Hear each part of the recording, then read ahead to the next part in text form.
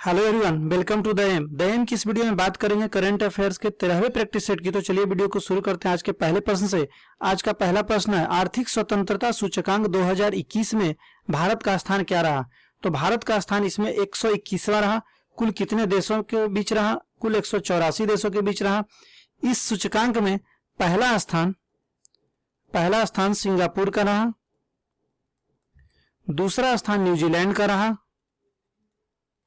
दूसरा स्थान न्यूजीलैंड, पहला स्थान सिंगापुर के रहा।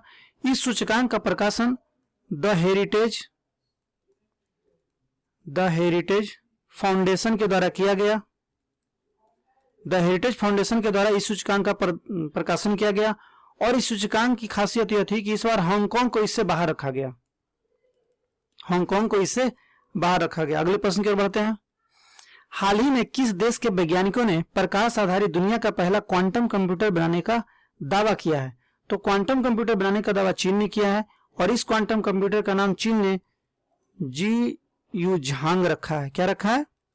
जियूझांग। इस क्वांटम कंप्यूटर का नाम चीन ने जियूझांग रखा है। अब बात कर लेते हैं चीन के सुपर कंप्यूटर के। तो चीन के सुपर कंप्यूटर का नाम क्या है? सनवे ताईहुलाइट। चीन के सुपर कंप्यूटर का नाम है सनवे ताईहुलाइट। अमेरिका के सुपर कंप्यूटर का नाम है समिट। जापान के सुपर कंप्यूटर का नाम है फुगाकू।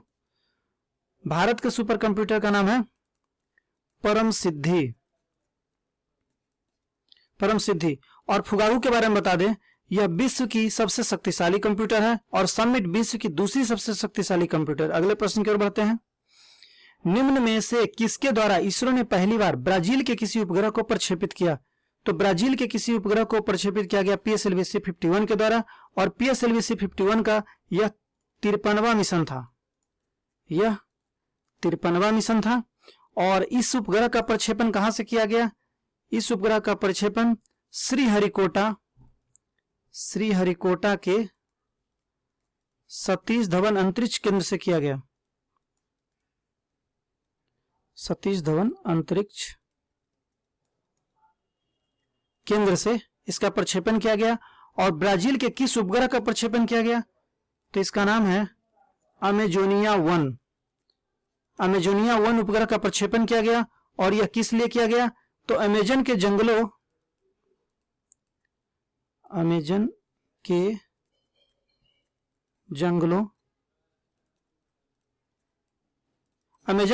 की कटाई की निगरानी के लिए इस उपग्रह को प्रक्षेपित किया गया है। PSLV-C51 के बारे में बता दें कि इस प्रक्षेपण में भगवत गीता का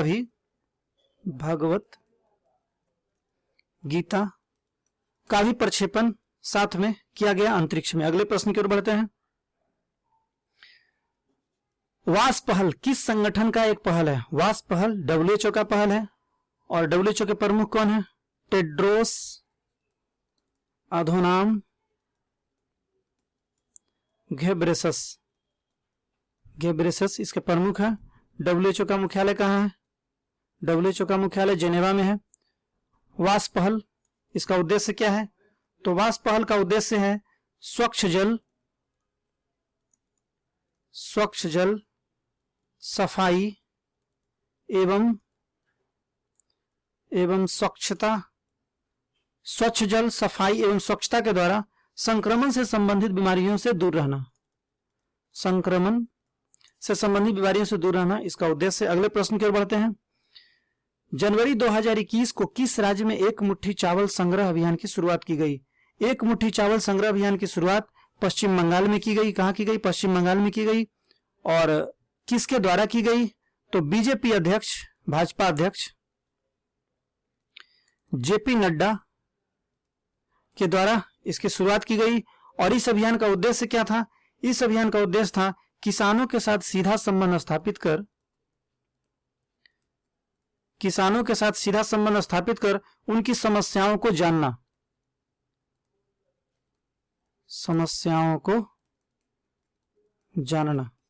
इस अभियान का उद्देश्य था किसानों के साथ सीधा संबंध स्थापित कर उनकी समस्याओं को जानना। पश्चिम बंगाल के बारे में बात कर लेते हैं। तो यहाँ के सीएम कौन है? ममता बनर्जी हैं। ममता बनर्जी यहाँ के सीएम है। यहाँ के गवर्नर कौन है? तो जगदीप धनखड़ यहाँ के गवर्नर है। अगले प्रश्न की ओर बढ़ते हैं। दुनिया का पहला ऊर्जा द्वीप कौन बनाएगा? दुनिया का पहला ऊर्जा द्वीप डेनमार्क बनाएगा। कौन बनाएगा? डेनमार्क बनाएगा। हाल ही में मैंने एक बताया था कि हाल ही में विश्व प्रसन्नता रिपोर्ट का प्रकाशन किया गया था। विश्व प्रसन्नता रिपोर्ट 2021। इस रिपोर्ट के अनुसार डेनमार्क को दूसरा स्थान मिला था। विश्व प्रसन्नता रिपोर्ट में डेनमार्क का स्थान दूसरा था। पहला स्थान किसका था? पहला स्थान फिनलैंड का था। इस रिपोर्ट में पहला स्थान फिनलैंड का था। इस रिपोर्ट में भारत का स्थान 139वां था और सबसे अंतिम स्थान 149वां किसका था? अफगानिस्तान का था। अफगानिस्तान का था। अगले प्रश्न की ओर बढ़ते हैं। हाल ही में किस देश का ललंदर बांध, जिसको सहतूत बांध भी कहा जाता है, किस देश का ललंदर बांध काफी चर्चा में रहा? तो यह अफगानिस्तान का बांध था, जो हाल ही में काफी चर्चा में था।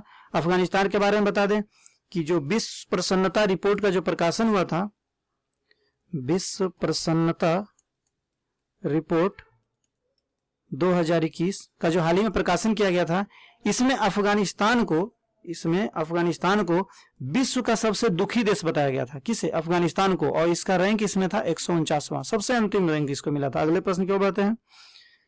हाल ही में किस देश का हच मी टू इंसेस्ट आंदोलन काफी चर्चा में रहा? हच मी टू इंसेस्ट आंदोलन फ्रांस का आंदोलन था, जो काफी चर्चा में था। इस आंदोलन में क्या किया जा रहा है? इस आंदोलन में महिलाएं अपने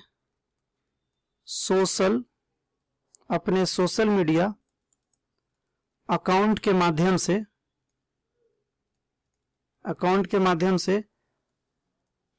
अपने साथ अपने ही किसी परिचित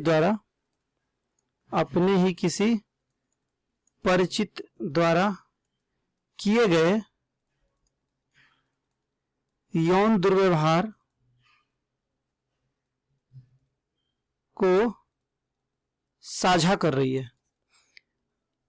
इस आंदोलन में महिलाएं अपने सोशल मीडिया अकाउंट के माध्यम से अपने साथ अपने ही किसी परिचित द्वारा किए गए यौन दुर्व्यवहार को साझा कर रही है। और इस आंदोलन का उद्देश्य यह है कि यदि कोई वयस्क व्यक्ति 15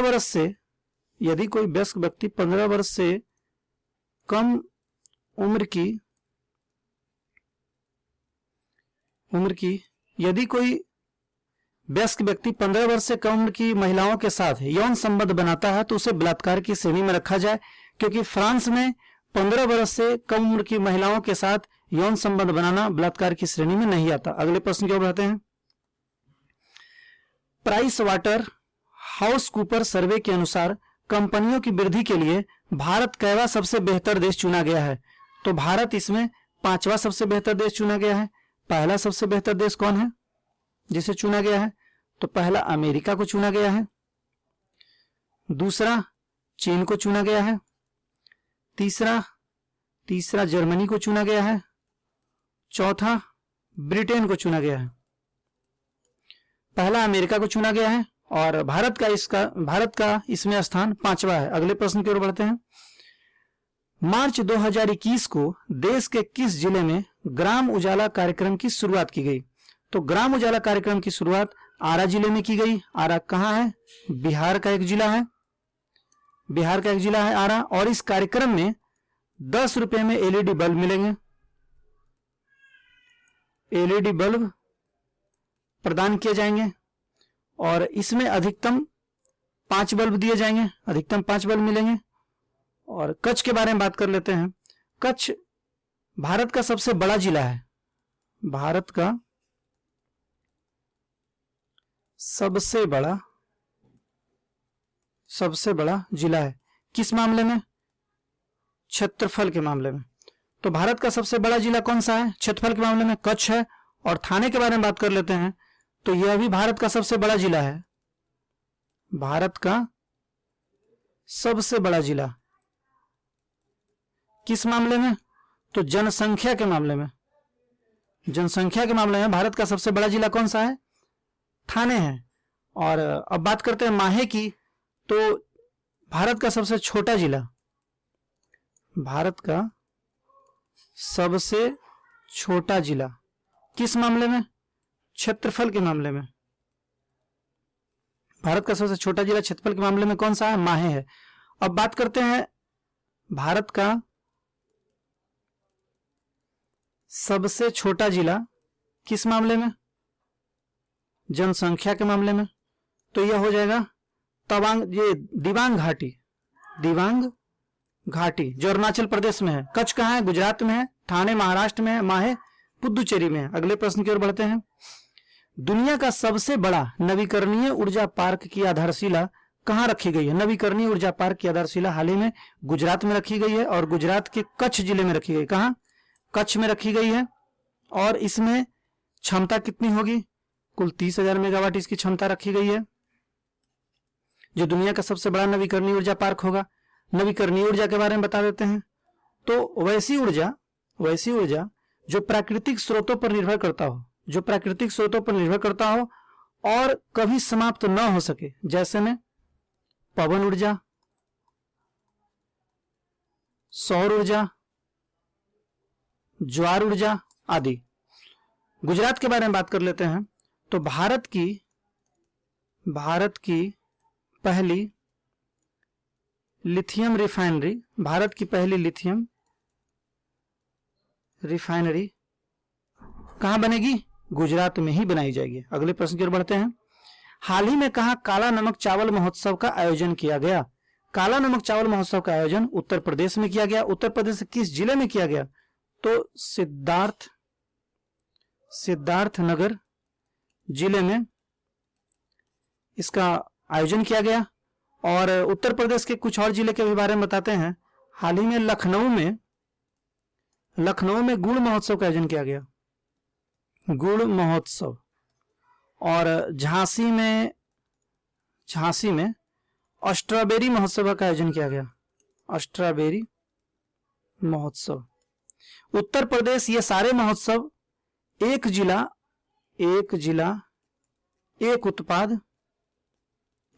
एक उत्पाद को बढ़ावा देने के लिए कर रहा है। अगले प्रश्न की ओर बढ़ते हैं। एक पॉइंट और उत्तर प्रदेश के बारे में बताते हैं। हाल ही में जो दिल्ली में गणतंत्र दिवस का परेड हुआ था, गणतंत्र दिवस परेड, तो उसमें सर्वश्रेष्ठ झांकी का पुरस्कार किसे मिला था? उत्तर प्रदेश को ही मिला था। अगले प्रश्न की ओर बढ़ते हैं। हाल ही में अंतर्राष्ट्रीय मातृभाषा दिवस कब मनाया गया? अंतर्राष्ट्रीय मातृभाषा दिवस 21 फरवरी को मनाया गया। और किसके द्वारा यह मनाया जाता है? यूनेस्को के द्वारा मनाया जाता है। यूनेस्को के द्वारा यह प्रतिवर्ष मनाया जाता है। 10 जनवरी को कौन सा दिवस मनाया जाता है? मैंने पहले ही बताया, विश्व हिंदी दिवस मनाया जाता है। 14 मार्च को पाई दिवस मनाया जाता है। 21 जून को अंतर्राष्ट्रीय योग दिवस मनाया जाता है। और अंतर्राष्ट्रीय मातृभाषा दिवस पहली बार कब मनाया गया? 2000 में मनाया गया। घोषणा ऐसे 1999 में ही हो गया था, लेकिन पहली बार इसे 2000 में मनाया गया। अगले प्रश्न की ओर बढ़ते हैं। हाल ही में भारत ने किस देश के साथ पैसेज एक्सरसाइज, जिसको पैसेक्स भी कहा जाता है, किया? तो भारत ने किसके साथ किया? इंडोनेशिया के साथ किया। और ये कैसा युद्धाभ्यास था? नौसैनिक युद्धाभ्यास था। नौसैनिक युद्धाभ्यास था जो दक्षिण अरब सागर में हुआ, दक्षिण अरब सागर में किया गया। ठीक है। और इंडोनेशिया के बारे में बता दें, हाल ही में यहाँ विश्व की सबसे पुरानी गुफा कला खोजी गई, गुफा कला की खोज की गई। विश्व की सबसे पुरानी गुफा कला की खोज की गई। और इस गुफा का नाम क्या था? लियांग टेडांगे गुफा। कौन सा गुफा? लियांग टेडांगे गुफा। और इस गुफा में किसका चित्रण था? जंगली सुअर का चित्रण था। अगले प्रश्न की ओर बढ़ते हैं।